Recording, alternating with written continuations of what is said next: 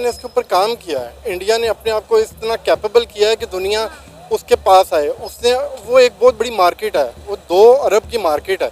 2 अरब की मार्केट कौन छोड़ेगा? पाकिस्तान के जो सिटीज़न्स हैं, जो गलती से पहुँच जाते हैं बाहर के मुल्क में लोगों को फँसा के शादी करके और प पासपोर्ट के चक्कर में जो पहुँच जाते हैं, वो फिर वहाँ गंद मचाते हैं।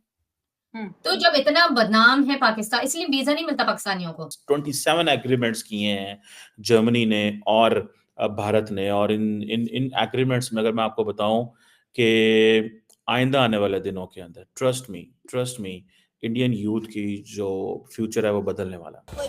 हर मुल्क चाहता है कि वो 2 अरब की मार्केट को कैप्चर करे। चाइना वहाँ पर कामयाब नहीं हो सका क्योंकि इंडिया ने पॉलिसी ऐसी बनाई कि buy Indian be Indian buy Indian. India के फंडामेंटल इश्यूज काफ़ी हद तक रिजॉल्व हो चुके हैं। अगर मैं पॉवर्टी की बात करूं तो पहले कहा जाता था वो बहुत पीछे, बट अभी तो पॉवर्टी काफ़ी हद तक रिजॉल्व हो गई है। ये रेस है कि कौन सा कंट्री इंडिया से ज़्यादा करीब होगा। इंडिया से कोलैबोरेशन कौन करे?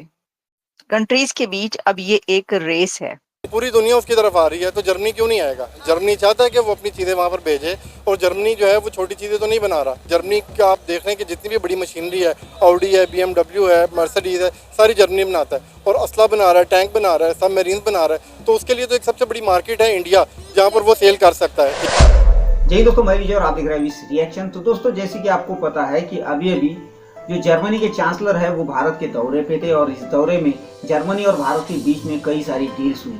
और उसके ठीक बाद जो है अभी स्पेन के भी प्रेसिडेंट भारत में आए हुए हैं, और उन्होंने मोदी जी के साथ वडोदरा में यानी गुजरात में जो टाटा एयर बस की जो फैसिलिटी है उसका इनॉग्रेशन भी किया, जिसमें कि पहली बार भारत में जो ट्रांसपोर्ट मिलिट्री एयरक्राफ्ट है C295 ये बनने जा रहा है। तो ये बहुत बड़ी बात है दोस्तों। और सिर्फ यही नहीं, तो कई सारी वेस्टर्न कंट्रीज अब भारत में इन्वेस्ट करने के लिए लाइन में खड़ी हुई है। और ये सब कुछ देखते हुए हमारे पड़ोसी जो है काफ़ी परेशान है दोस्तों, जो कि एक इन्वेस्टमेंट के लिए तरस रहे हैं। और वही दूसरी तरफ भारत में जो देश पहले इन्वेस्टमेंट करने को अकड़ते थे, आज वो भी लाइनों में लगे हुए। तो ये सब कुछ देखने के बाद पाकिस्तानी परेशान है दोस्तों। और ये जो जर्मनी के साथ कई सारी डील्स हुई है, और ये जो एयरक्राफ्ट फैसिलिटी अभी स्टार्ट होने जा रही है, इसको देखते हुए पाकिस्तानियों का क्या कहना है, चलिए देखते हैं आज की इस वीडियो में। मगर वीडियो शुरू करने से पहले जो व्यूअर्स हमारे चैनल पर पहली बार आए हैं उनसे रिक्वेस्ट करूंगा, प्लीज़ हमारे चैनल को सब्सक्राइब कीजिए, वीडियो को लाइक और शेयर जरूर कीजिए। चलिए करते हैं वीडियो शुरू। इंडिया ने अपनी फॉरेन पॉलिसी के ऊपर बड़ा काम किया। उन्होंने 1990 में एक पॉलिसी बनाई थी, और उसके ऊपर वो अभी तकरीबन 35 साल से उस पर चल रहे हैं। उन्होंने अपने मुल्क में इन्वेस्टमेंट को जो है वो इंक्रीज़ किया, इन्वेस्टमेंट फ्रेंडली बनाया, बाहर से इन्वेस्टर्स को लेकर आए, उनको फ़ायदा दिया। आप ये देखें कि मर्सिडीज़ है, BMW है, एप्पल है, बड़ी बड़ी जितनी भी कंपनीज हैं वो ऑलरेडी इंडिया में आके असेंबल कर रही हैं। इंडिया में आके उन्होंने प्लांट लगा लिए हैं। तो उसकी वजह ये है कि वहाँ पर एक तो लेबर सस्ती है, दूसरा इंडिया की जो फॉरेन पॉलिसी थी, इंडियन की फॉरेन मिनिस्ट्री ने बड़ा काम किया। आप ये देखें कि जब भी आप किसी भी मुल्क में अगर कहीं मैन पावर की ज़रूरत है, तो इंडिया को पहले ही पता होता है कि वहाँ पर 3 साल बाद इस कैटेगरी के लोगों की रिक्वायरमेंट होगी। उनकी मैन पावर कंपनीज हैं वो वहाँ पर रजिस्टर्ड हैं गवर्नमेंट की, वो डिफरेंट ऑर्गेनाइजेशन के साथ काम करती हैं।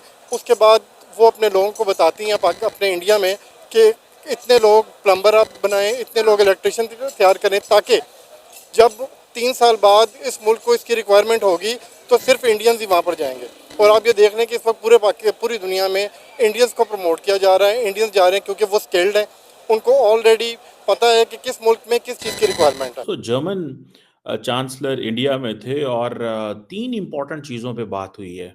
और मैं समझता हूँ ये तीनों की तीनों चीज़ों जो है, मैं समझता हूँ हर मुल्क चाहता होगा वो किसी भी यूरोपियन मुल्क के साथ जब इंगेज करे तो हो। एक रिसर्च, दूसरा रीन्यूएबल्स, और तीसरा डिफेंस। 27 एग्रीमेंट्स किए हैं जर्मनी ने और भारत ने, और इन एग्रीमेंट्स में अगर मैं आपको बताऊं कि आइंदा आने वाले दिनों के अंदर ट्रस्ट मी इंडियन यूथ की जो फ्यूचर है वो बदलने वाला है। पहली बात तो ये है कि जितनी स्किल्ड इंडियंस हैं वो सारे के सारे वो कह रहे हैं कि हम जर्मन जो हैं वो उनको प्रॉपर वीज़ाज पे लेके जाएंगे। Economic partnership, free trade agreement, business conferences, green hydrogen, innovation, tech road map दिया उन्होंने, ठीक है जी। डिफेंस के हवाले से लाइजन ऑफिसर्स जो हैं वो हो गए हैं, पर्टिकुलरली नेवी के हवाले से। लेकिन ना कि इंडिया को इस वक्त 6 सबमरीन्स की ज़रूरत है, तो जर्मनी समेत यूरोप के चांसलर और जो वज़ीर आज़म है वो इंडिया में लाइन में लगे हुए हैं कि भाई आप हमसे असला ख़रीद लें, आप हमसे जो है डील कर लें, आप हमसे ट्रेड कर लें। अब देखिए जर्मनी ने इसीलिए इंडिया को एक स्पेशल स्टेटस भी दे दिया है। देखिए इंडिया ने इसके ऊपर काम किया है, इंडिया ने अपने आप को इतना कैपेबल किया है कि दुनिया उसके पास आए। उसने वो एक बहुत बड़ी मार्केट है, वो 2 अरब की मार्केट है। 2 अरब की मार्केट कौन छोड़ेगा? हर मुल्क चाहता है कि वो 2 अरब की मार्केट को कैप्चर करे। चाइना वहाँ पर कामयाब नहीं हो सका क्योंकि इंडिया ने पॉलिसी ऐसी बनाई कि buy Indian be Indian buy Indian. उन्होंने अपने सारी चीज़ें बनाई, वो सुई से लेकर गाड़ी तक खुद बनाते हैं। हम सिर्फ यहाँ पर जो है वो शायद सुई भी खुद नहीं बना सकते। तो इसीलिए पूरी दुनिया जर्मनी है। ज़ाहिर बात है जर्मनी को एक चीज़ चाहिए है और उसको कम कॉस्ट में इंडिया से मिल जाएगी, तो उसको क्या ज़रूरत है कि वो कहीं और जाए। तो इंडिया की जो डिफेंस सेक्टर को लेके जो बहुत बड़ी डेवलपमेंट है जर्मनी के साथ, आप क्या समझती हैं कितना बड़ा चेंज आएगा इसका चाइना के ऊपर एंड पाकिस्तान के ऊपर? आई थिंक पाकिस्तान के ऊपर तो कोई चेंज आएगा नहीं, क्योंकि पाकिस्तान की जो कौम है और जो मुल्क है वो कम्प्लीटली ढीठ है, और कुछ भी हो जाए, दुनिया इधर से उधर हो जाए, पाकिस्तानियों को अपने आप को बदलना नहीं है। और पाकिस्तानी किसी लीग में नहीं है, इंडिया के किसी मुकाबले में नहीं है। यानी मुझे तो लगता है कम्प्लीटली फालतू है पाकिस्तान को इंडिया के साथ मिलाना किसी भी तरीके से, क्योंकि कोई कंपैरिजन ही नहीं है। इंडिया बहुत अच्छा कर रहा है, और जो जर्मनी है भले उसने जो है दखलंदाजी पहले करी होगी इंडिया के साथ, मगर जो है क्योंकि वो उसको नजर आ रहा है जर्मनी को अपना फायदा इंडिया में, तो वो अब ऑफ कोर्स इन्वेस्ट करेंगे वो इंडिया में। वो पागल थोड़ी है, उनको वहां इन्वेस्ट करना है जहां पर उनको अपना फ्यूचर नजर आ रहा है। और ऑफ कोर्स परचेसिंग पावर और बार्गेनिंग पावर और इस टाइप की चीजें ऑफ कोर्स इंपॉर्टेंट होती हैं। तो पहले जो है इंडिया के पास कमजोर होगा बहुत साल पहले। अब ऑफ कोर्स परचेसिंग पावर और बार्गेनिंग पावर इंडिया में बढ़ रही है, तो ऑफ कोर्स कोई पागल ही होगा मुल्क जो नेगोशिएट नहीं करेगा इंडिया के साथ, वहीं पर फ्यूचर है। कि हर बड़े से बड़ा इन्वेस्टर इंडिया के अंदर बैठा हुआ है। अब जो है इंडिया को 6 सबमरीन चाहिए, जिसके लिए जो है यूरोप के जो चांसलर है, वजीर आजम है, वो लाइन में लगे हुए हैं इंडिया के आगे। एक्चुअली थिंग इज के सिर्फ वेपन ही नहीं, वहाँ पे बाकी जिस किस्म की भी वहाँ पे इंडस्ट्री वर्क कर रही है, आप चाहे उनकी आप फिल्म इंडस्ट्री से लेके देख लें, आप वहाँ पे एजुकेशन इंडस्ट्री, हर इंडस्ट्री बहुत एक्सेल कर रही है। रीज़न ये है कि अगर कोई बाहर वाला आके इन्वेस्ट करता है तो उसको पे बैक भी होता है। पाकिस्तान की इकोनॉमी रेट ही अभी इतना लो है कि हम लोगों ने पे बैक क्या करना है। तो फिर वही बात कि हमारे फंडामेंटल इश्यूज पूरे नहीं हो रहे और वो इन चीज़ से आगे निकल चुके हैं। अपने इन्वेस्टर को वो फेवरेबल पॉलिसीज देते हैं, उन्हें पता है कि अगर हम इंडिया में इन्वेस्ट करेंगे तो हमें अच्छे रिटर्न्स मिलेंगे।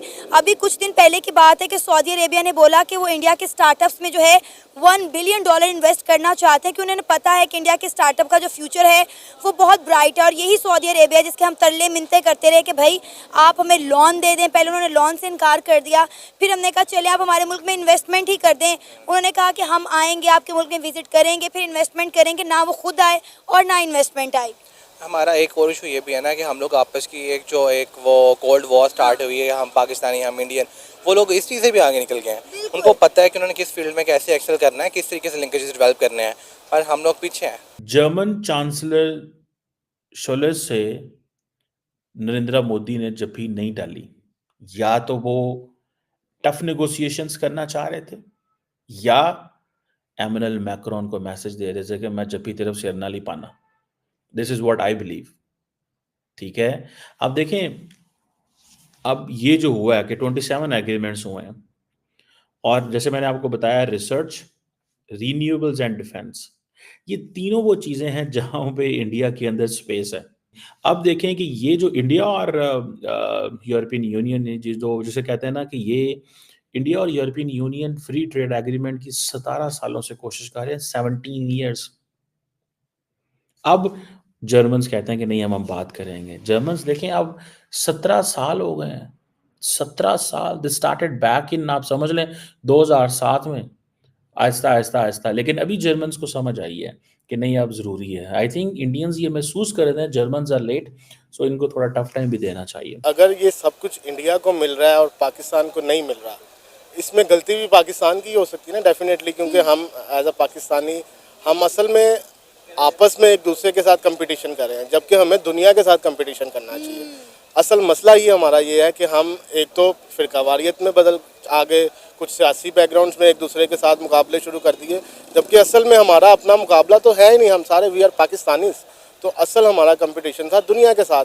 हम दुनिया के साथ compete कर ही नहीं रहे, जिसकी वजह से ये सारे इश्यूज आ रहे हैं। सर, वर्ल्ड बैंक ने कहा है कि पाकिस्तान अपनी नेबर कंट्री से बहुत पीछे रह गया है। वही आपके वाली बात, आपने कहा कि हम फिरकों में बटे हुए हैं, और यही बात हम इंडिया के हवाले से कहते हैं कि इंडिया जो है वो हिंदू मुस्लिम फसाद में बटा हुआ है, वो जो है हिंदुइज्म को प्रमोट कर रहे हैं, मुसलमानों को दबा रहे हैं, लेकिन हम ये नहीं देख रहे कि वो चांद पर जा रहे हैं। बिल्कुल बिल्कुल, डेफिनेटली। असल में हमें दूसरों की गलतियां तो नज़र आ रही हैं, हाँ। लेकिन अपनी गलतियां नज़र नहीं आ रही। हमें चाहिए कि हम अपनी गलतियों से सीखें और उनको नेक्स्ट कोशिश करें कि उनमें हम इम्प्रूवमेंट ला सकें। आप बेशक इंडिया की असल में हम लोग पहले कहते होते थे कि जी इंडिया और पाकिस्तान का आपस में मुकाबला। मैं बड़ी देर से ये बात करता हूँ, इंडिया से हम मुकाबला नहीं कर सकते। जर्मनी एंड स्पेन कि कौन इंडिया से ज्यादा क्लोज हो और कौन इंडिया के जो प्रोजेक्ट्स हैं वो हासिल करे, तो एग्जैक्टली ये ऐसी ही एक रेस है इस वक्त दुनिया में जो आप देख रहे हैं। आप ये बात करते हैं कि जी हम क्यों बात कर रहे हैं भारत पर, या कोई पाकिस्तानी क्यों बात करें इंडिया पर, ये तो बहुत ही छोटी बात है।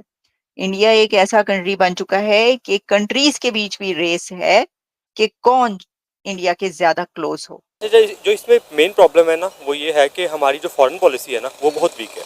असल में ये चीज़ें होती हैं कि हमारी फॉरेन पॉलिसी आपकी कैसी है।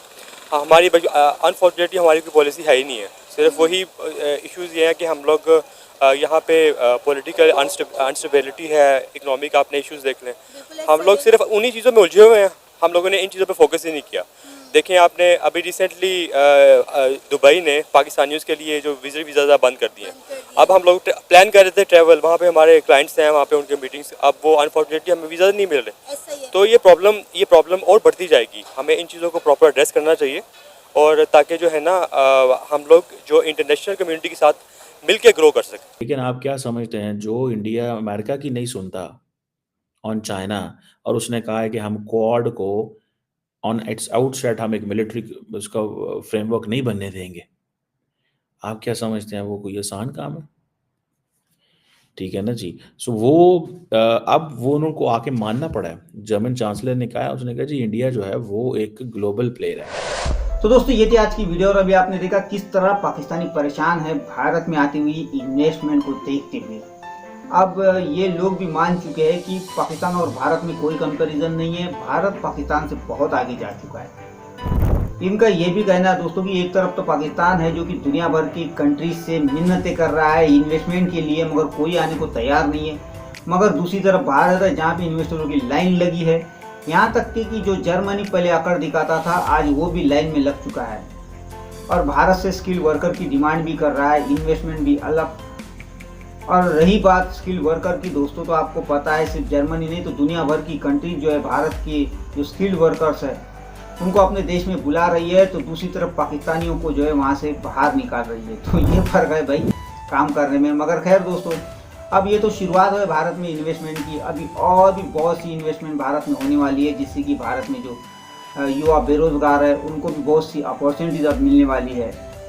तो देखते हैं कि अब और कौन सी इन्वेस्टमेंट भारत में आएगी, और कौन सा देश भारत में इन्वेस्टमेंट करेगा, और उसके ऊपर पाकिस्तानी क्या कहेंगे। तो खैर ये थी आज की वीडियो, आशा करता हूँ आप सभी को अच्छी लगी होगी। तो चलिए चलते हैं, मिलते हैं अगली वीडियो में, तब तक के लिए जय हिंद।